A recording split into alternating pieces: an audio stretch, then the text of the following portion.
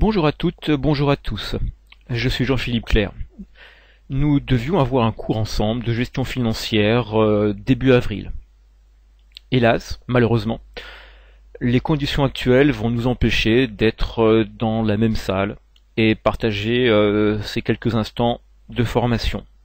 J'en suis vraiment désolé, je me faisais un plaisir de vous rencontrer, de pouvoir échanger avec vous, parce que c'est toute la richesse de ce genre de formation. Donc à la place, eh bien, vous avez pour l'instant une vidéo de présentation et le reste va suivre. Alors comment va-t-on travailler puisque nous ne pouvons pas être en présentiel? Eh bien voilà ma proposition, c'est de travailler à distance en e-learning. Ça bouleverse complètement bien sûr le plan de cours, les prévisions que j'ai pu émettre il y a bien quelques mois en arrière. Donc vous allez retrouver les 5 chapitres que j'avais prévus, des exercices corrigés. Je vais mettre un forum à votre disposition, de manière à ce que vous puissiez non seulement poser des questions, mais que je puisse y répondre, et que ces réponses puissent profiter à tout le monde. Et puis, bien sûr, il faut que je puisse, et vous-même aussi, être en contact, à distance avec vous. Donc je me permettrai d'avoir un premier rendez-vous Skype au tout début de votre formation de gestion financière. Et puis ensuite, on programmera des rendez-vous pour pouvoir faire un peu le point, répondre de vive voix à des questions, à des interrogations, à tout ce qui peut peut-être pour vous être anxiogène. Et j'en profite d'ailleurs pour vous dire là, soyons calmes, détendus. Je crois que nous avons aujourd'hui pas mal de sujets de préoccupation par ailleurs. J'espère que pour vous, cette formation de gestion financière peut être peut-être une certaine détente et se changer les idées. Et puis je vous proposerai également de passer des QCM. J'y reviendrai un par chapitre, un QCM final. Mais ça, j'y reviens dans quelques instants. Je reviens sur l'évaluation de ce cours. Là aussi, bien sûr, je ne peux plus être avec vous dans une salle et puis travailler très classiquement sur un partiel, etc. Donc je propose de scinder votre note en deux. Une première note qui va être une note qui apparaît au fil de l'eau, c'est du contrôle continu, moitié de votre note, et un cas final à rendre, que vous ferez tranquillement chez vous, et puis que vous me déposerez en ligne. Le contrôle continu, donc 50% de la note finale, ça sera 5 QCM, qui portera chacun sur un des chapitres à étudier, et qui pèsera pour 10%. Là aussi, j'y reviens un peu plus tard. L'organisation du cours, eh bien, se fera toujours en deux parties. Une première partie tournée sur l'analyse de l'activité d'une entreprise et une deuxième partie tournée sur l'étude du bilan et l'étude de la rentabilité de cette même entreprise. Dans la première partie analyse de l'activité, je mettrai 3 chapitres. Tout d'abord le compte de résultat et des premiers éléments pour analyser. Un deuxième chapitre qui portera beaucoup plus sur l'approche par les ratios, et puis un troisième portant sur la capacité d'autofinancement de l'entreprise.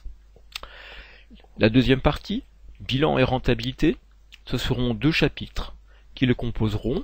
Un qui sera l'analyse du bilan, ce que l'on appelle l'analyse fonctionnelle, je garde toute la surprise et le suspense pour plus tard, et puis un dernier chapitre qui lui portera sur la rentabilité et sur l'effet de levier. Là aussi, je garde le secret. Comment va être organisé un chapitre type?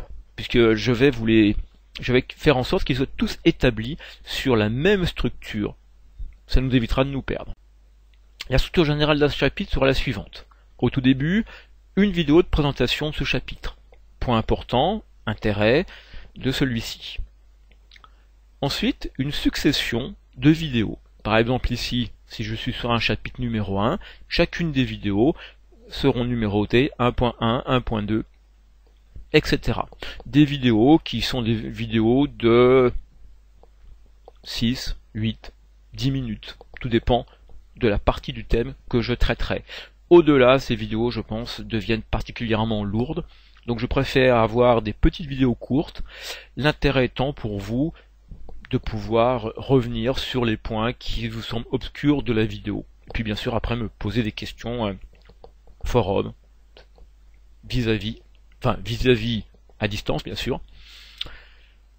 À chaque fin de parcours vidéo du chapitre, vous trouverez un test de compréhension, qui est un test non noté. C'est de l'auto-évaluation pour vous, 5 questions pour chacun de ce type de test.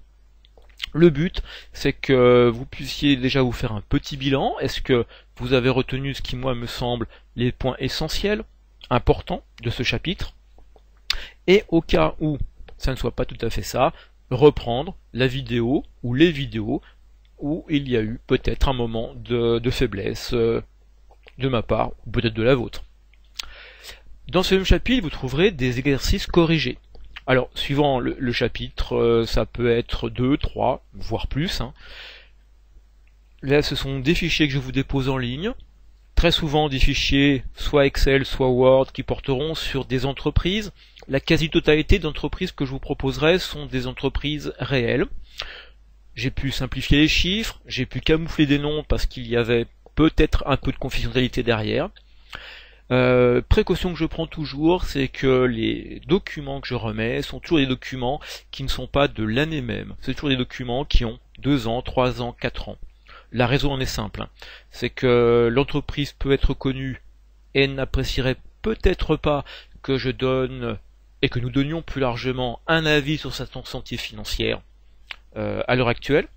Et puis l'autre précaution que je prends, ça c'est d'expérience. Il y a quelques années en arrière, pour la Bourse de Paris, j'animais des formations et j'ai eu la surprise que, en donnant un diagnostic d'entreprise, des personnes, par exemple, achetaient les actions de l'entreprise. Des fois ça se passait bien, et puis des fois ça se passait mal, et on me reprochait d'avoir émis un jugement sur l'entreprise, et que derrière, eh bien, les prédictions se réalisaient pas complètement. Donc là, voilà. Cette double raison me font prendre cette précaution. Pour chacun de ces exercices, je vous mettrai une vidéo de correction. Donc ce seront des vidéos un peu plus longues où vous verrez comment on est en train de mener nos calculs et comment on peut avoir une interprétation, parce que là aussi, c'est l'élément important en analyse financière. Les calculs, presque n'importe quel logiciel peut vous les faire aujourd'hui. Par contre, être capable d'avoir un avis motivé, là, c'est une autre histoire. Et puis, le chapitre se termine alors par un test qui est noté en temps limité à une date et heure définie à l'avance. Et chacun de ces tests de chapitre, eh bien c'est ceux dont je vous parlais au préalable, ils vont peser pour 10% de votre note finale. Et bien sûr, chaque test ne se passe qu'une fois. Voilà, j'en ai terminé pour cette présentation générale. J'espère ne pas vous avoir trop embêté, perturbé. Je vous le répète, on est face à une situation, face à des conditions exceptionnelles. Donc, on va mettre un peu d'huile dans les rouages. J'attends avec impatience de pouvoir vous voir par l'intermédiaire d'un écran et d'une caméra d'ici quelques jours. Bonne fin de journée à tous et à très bientôt.